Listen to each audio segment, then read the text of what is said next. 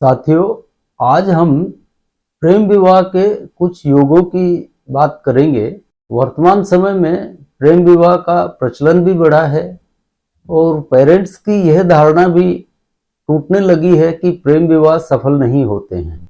अक्सर ज्यादातर ऐसे मामलों में यह होता है कि थोड़ी नानुकुर के बाद पेरेंट्स भी तैयार हो जाते हैं और फिर उनकी सहमति से यह प्रेम विवाह एक अरेंज विवाह की तरह हो जाता है। इसका चलन काफी हद तक आजकल बढ़ा है।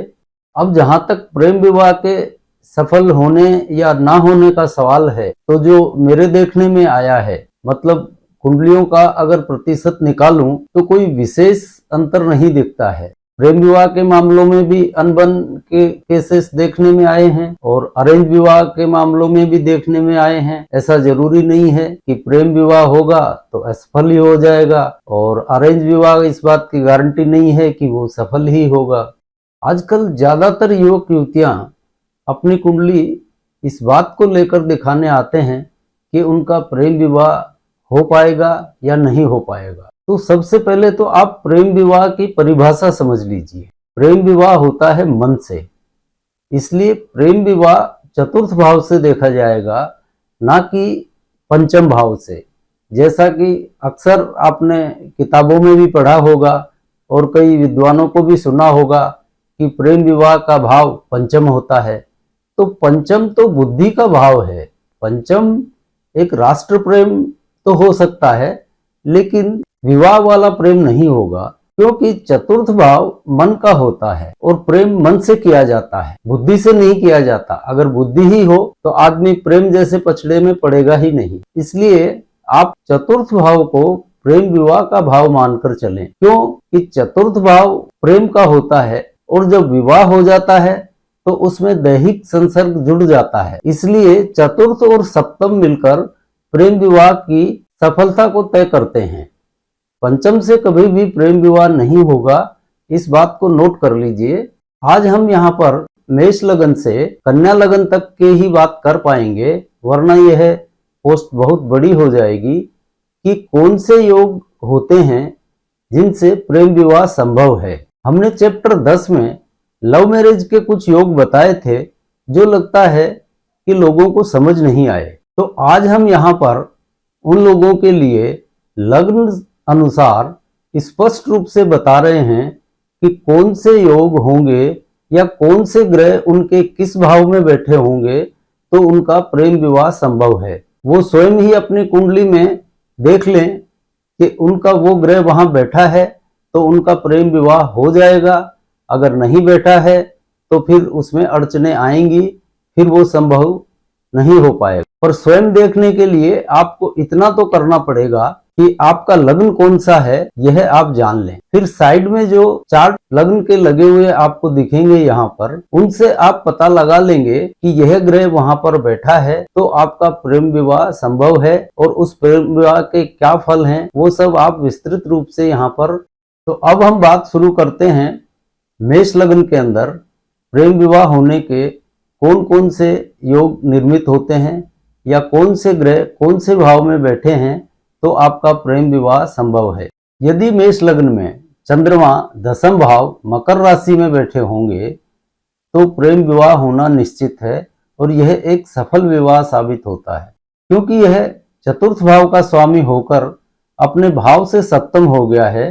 तो यह निश्चित ही प्रेम विवाह करवा देगा, क्योंकि यहाँ पर चतुर्थ और सप्तम भाव का संयोजन हो गया है। इसलिए ऐसे जातकों की लव मैरिज बहुत ही सक्सेसफुल रहती है। इनकी अरेंज मैरिज सक्सेसफुल नहीं रहेगी, इनकी लव मैरिज ही सक्सेसफुल रहेगी और यह आराम से हो जाती है। अब दूसरी स्थिति मेष लग्न में चंद्रमा की ही है कि यदि चंद्रमा पंचम भाव सिंह राशि में बैठा हो तो ऐसे जातकों के प्रेम संबंध हो ही जाते हैं। इनकी मित्र संगति का दायरा बहुत ज्यादा होता है। लेकिन यह दूसरी स्थिति यानी पंचम भाव में चंद्रमा बैठा हो तो प्रेम संबंध होंगे, इस बात की तो गारंटी है, लेकिन यह विवाह में परिणित हो जाएगा इस बात की गारंटी नहीं है। अन्य कोई कुंडली के ग्रह योग सहायक हो तो ही प्रेम विवाह हो पाएगा, अन्यथा इनके प्रेम का दायरा बहुत विस्तृत रहता है। अब मेष लग्न में ही एक स्थिति यदि सूर्य चतुर्थ भाव में बैठा हो तो बन जाती है। इन जातकों के 100% प्रेम संबंध रहेंगे और यह प्रेम संबंध किसी भी हालत में विवाह तक नहीं पहुंच पाएंगे, क्योंकि यहां पर सूर्य की सप्तम भाव में नीच राशि है।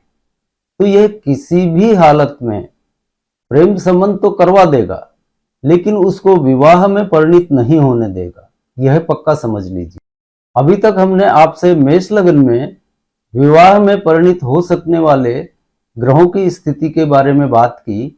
आइए अब वृष लग्न में विवाह में परिणित होने वाले ग्रहों की क्या स्थिति हो सकती है, इस पर बात करते हैं। वृष लग्न में सबसे सुंदर स्थिति बनती है यदि चतुर्थे सूर्य दसम भाव में बैठा हो। यहाँ कुंभ राशि में बैठे सूर्य की दशा में प्रेम विवाह अवश्य हो जाता है और यह एक सफल प्रेम विवाह साबित होता है, क्योंकि यहाँ चतुर्थ और सप्तम का संयोजन हो गया है। यहाँ पर स्त्री जातकों की कुंडली में यदि शनि चतुर्थ भाव में बैठे हों तो भी उनका प्रेम विवाह हो जाता है। लेकिन याद रखिएगा, यह सिर्फ स्त्री जातक की कुंडली के लिए ही है, पुरुष जातकों में ऐसा नहीं होगा। अब वृष लग्न में ही एक दूसरी स्थिति बनती है यदि सूर्य तीसरे भाव कर्क राशि में बैठे हों। इन जातकों के प्रेम संबंध तो 100% रहेंगे, लेकिन विवाह में परिवर्तित होने के लिए अन्य ग्रह योगों की स्थिति पर निर्भर करेगा कि यह प्रेम विवाह में परिणित हो पाएंगे संबंध या नहीं हो पाएंगे। अब एक स्थिति बनती है जब केतु 7वें भाव में बैठे हों। यहाँ भी केतु की चतुर्थ भाव में उच्च है और स्वयं सप्तम भाव में बैठे हैं, तो यह सप्तम में बैठकर सप्तम को बढ़ा ही रहे हैं। यहाँ भी फिर चतुर्थ और सप्तम का संयोग हो रहा है, इसलिए यह प्रेम विवाह में परिणित हो जाता है। यदि केतु की दशा अंतरदशा विवाह योग्य आयु में आ जाए तो यह प्रेम विवाह में परिणित हो जाएगा। अब तक हमने आपसे वृष लग्न में प्रेम विवाह की स्थितियों के बारे में बातचीत की। अब आइए हम मिथुन लग्न में बात करते हैं कि वो कौन सी स्थितियां हैं जिनमें प्रेम विवाह हो सकता है। मिथुन लग्न में प्रेम विवाह की सबसे उच्च स्थिति या सफल स्थिति बनती है यदि बुध सप्तम भाव में बैठा हो, और यदि यही बुध नक्षत्र स्वामी हो तो 100% मानिए कि इस जातक का प्रेम विवाह ही होगा, इसमें कोई दो मत नहीं है। और यदि नक्षत्र स्वामी नहीं भी हो और इस बुध की दशा अंतरदशा आ जाए तो भी इसका प्रेम विवाह हो जाता है और यह एक सफल विवाह सिद्ध होता है, क्योंकि यह लग्नेश होकर अपने भाव से सप्तम बैठा है और इसकी उच्च राशि चतुर्थ भाव में है और अपनी उच्च राशि से भी चतुर्थ बैठा है। तो इसमें कोई संदेह ही नहीं है, इस जातक का 100% प्रेम विवाह ही होगा। दूसरी स्थिति मिथुन लग्न में बनती है यदि राहु दसम भाव मीन राशि का बैठा हो। चतुर्थेश होकर यह अपने भाव से सप्तम बैठा है, इसलिए अपनी दशा अंतरदशा में यह प्रेम विवाह करवा ही देगा। अब एक तीसरी स्थिति स्त्री जातकों के लिए बनती है यदि केतु चतुर्थ भाव में कन्या राशि में बैठा हो और यह स्त्री जातक हो तो इसका प्रेम विवाह हो जाएगा। और यह ध्यान रखना जरूरी है कि यह सूत्र सिर्फ स्त्री जातकों की कुंडली में ही लागू होगा, यानी चतुर्थ भाव में बैठा केतु स्त्री जातकों का प्रेम विवाह करवाएगा, इस बात का ध्यान रखें। अभी तक हमने आपसे मिथुन लग्न में प्रेम विवाह की स्थितियों पर बात की। आइए अब हम कर्क लग्न में किन परिस्थितियों में प्रेम विवाह हो सकता है, इस पर बात करते हैं।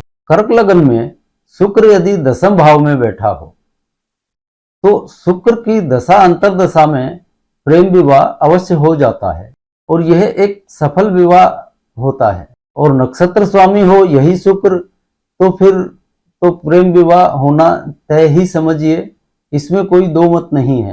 तो यह तो हुई पहली स्थिति। अब आइए कर्क लग्न में दूसरी स्थिति की बात करते हैं।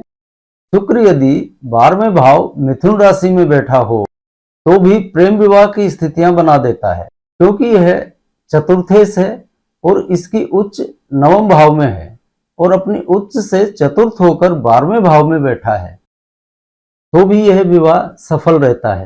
अब एक तीसरी स्थिति शनि के दसम भाव अपनी नीच राशि मेष में बैठे होने से बनती है, लेकिन यह विवाह हो भी गया तो यह निभेगा नहीं, क्योंकि चतुर्थ भाव में शनि की उच्च राशि है। इस कारण यह प्रेम संबंधों में तो धकेल देगा, लेकिन स्वयं नीच का बैठा है तो उसको सफल नहीं होने देगा। और हो सकता है यह एक तरफा प्रेम ही साबित हो, लेकिन यह सिर्फ प्रेम संबंधों में धकेलेगा, उसमें प्रेम विवाह तक पहुंचने में सफलता नहीं मिल पाए।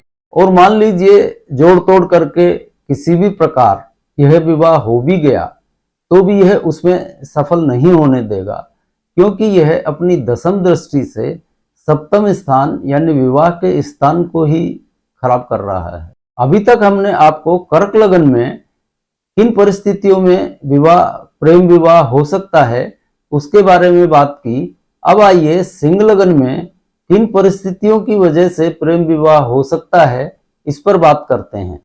सिंह लगन में पहली स्थिति बनती है यदि मंगल दसम भाव वृष राशि में बैठा हो तो यह प्रेम विवाह करवा देता है और इन लोगों की गृहस्थी भी सुखपूर्वक चल जाती है, कोई अड़चन या व्यवधान नहीं आते हैं। दूसरी स्थिति है यदि चतुर्थ भाव में केतु बैठे हों, चतुर्थ भाव में वृश्चिक राशि के केतु बैठे हों तो यह प्रेम विवाह की एक अच्छी स्थिति बना देते हैं।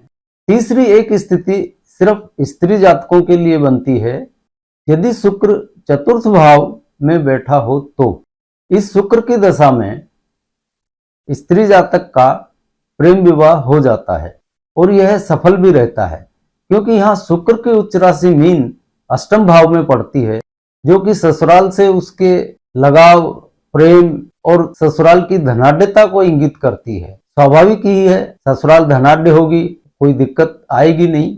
अभी तक हमने बात की सिंह लगन में प्रेम विवाह किन परिस्थितियों में होगा इस बात पर। आइए अब हम कन्या लग्न में किन परिस्थितियों में प्रेम विवाह संभव होगा इस पर बात करते हैं। कन्या लग्न में प्रेम विवाह की सर्वश्रेष्ठ स्थिति गुरु बनाता है यदि यह दसम भाव मिथुन राशि में बैठा हो। यहाँ पर चतुर्थेश होकर यह अपने भाव से सप्तम बैठा है और अपनी उच्च से 12वां हो जाता है, तो यह 12वां होने की वजह से जातक को भोगों की तरफ ले जाता है। यदि यह नक्षत्रपति हो तो 100% प्रेम विवाह होगा इसका, और नक्षत्रपति ना भी हो तो अपनी दशा अंतर्दशा में प्रेम विवाह करवा देगा। कन्या लग्न में ही दूसरी स्थिति प्रेम विवाह की शुक्र बनाता है यदि वह भी दसम भाव में बैठा हो तो। शुक्र यहाँ द्वितीय भाव का स्वामी है और इसकी उच्च है सप्तम भाव में और अपनी उच्च राशि से बैठा है चतुर्थ, तो यह 100% प्रेम विवाह करवाएगा। अब प्रेम विवाह की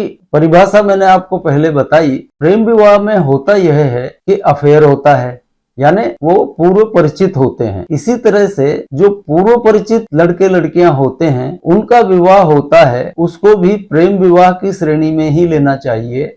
जैसे मान लीजिए समाज में परिचित हैं, स्कूल कॉलेज में कहीं पढ़े हुए हैं, यानी लड़का लड़की पूर्व परिचित होते हैं, भले ही कुछ भी हो उनका परिचय अवश्य रहता है। तो इस शुक्र के मामले में भले ही लड़के लड़की में अफेयर नहीं रहा हो तो भी उनका विवाह अवश्य होगा, लेकिन होंगे वो पूर्व परिचित ही। और विवाह पश्चात भी इनमें प्रेमी प्रेमिकाओं जैसा ही लगाव और आकर्षण बना रहता है, कोई दिक्कत इसमें नहीं आती। प्रेम विवाह के लिए यह एक बहुत ही आदर्श स्थिति है। अब एक तीसरी स्थिति सिर्फ स्त्री जातकों की कुंडली के लिए बनती है। यदि बुध चतुर्थ भाव धनु राशि में बैठा हो तो स्त्री जातकों का प्रेम विवाह करवा देता है और यह एक सफल विवाह सिद्ध होता है। तो आज हमने आपसे बात की मेष लगन से लेकर कन्या लगन तक में किन परिस्थितियों में प्रेम विवाह हो सकता है इसके बारे में। अब आज के चैप्टर को यहीं विराम देते हैं और अगली बार मिलते हैं मीन लगन तक के प्रेम विवाह संबंधी योगों को लेकर। तब तक के लिए जय जय सिया राम।